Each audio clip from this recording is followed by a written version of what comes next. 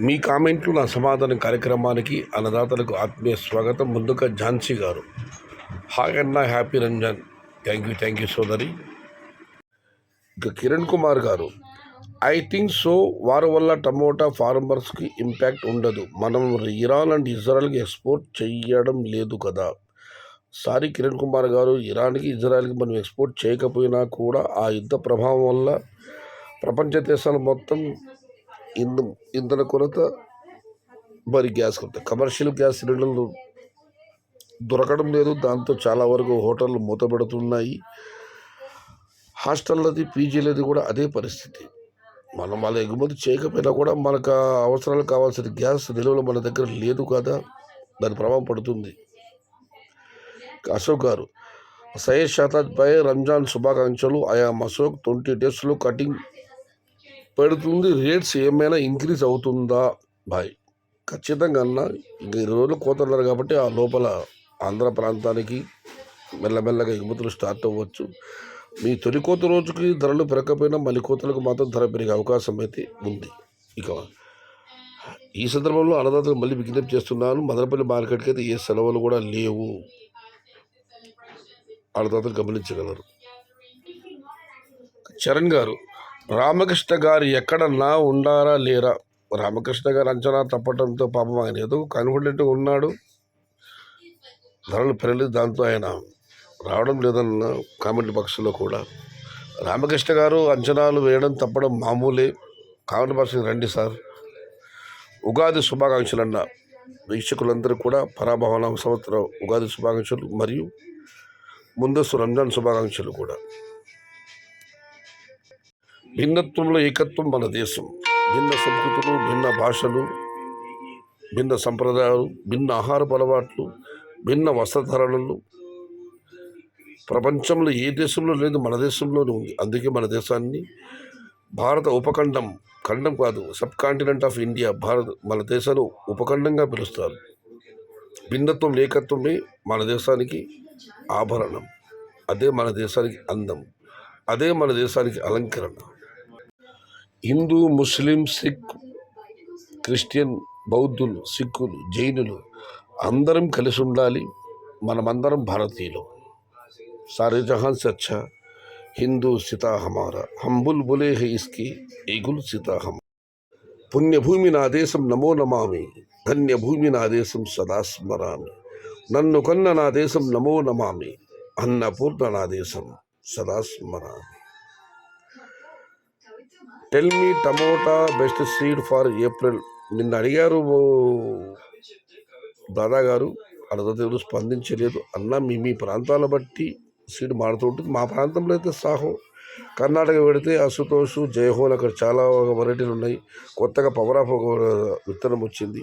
మీ ప్రాంతంలో రైతులతో మాట్లాడి అక్కడ ఏ సీడ్ అయితే బాగా అవసరం అనుకూలంగా ఉంటుందో దాన్ని వేయండి. ఇక మనం మరొకటి పరిశీలిస్తే పట్టాభిరామ్ గారు, ప్రస్తుతం టమోటా నాటుతున్న రైతులు ఒకసారి ఇరాన్ వర్సెస్ ఇజ్రాయెల్ వారం వలన సీజన్లో నష్టపోయే పరిస్థితి ఉంటుంది. డబ్బులు ఎక్కువ ఉన్నవారు 10, 15, 20 ఎకరాలు పంట వేసేవారు ఎక్కువగా ఉన్నారు. వారికి ప్రాబ్లం లేదు, ఎందుకంటే డబ్బులు ఉంటేనే నాటుతారు, వాళ్ళకి సమస్య లేదు.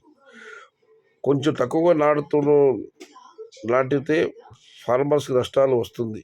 ఏమైనా మందుల షాప్ వాళ్ళ లాభాల కోసం రైతులు ఉన్నారు, వారికి ప్రాబ్లం లేదు. వాళ్ళు ఎందుకంటే డబ్బులు ఉంటే నాటుతారు, వాళ్ళకి ప్రాబ్లం లేదు.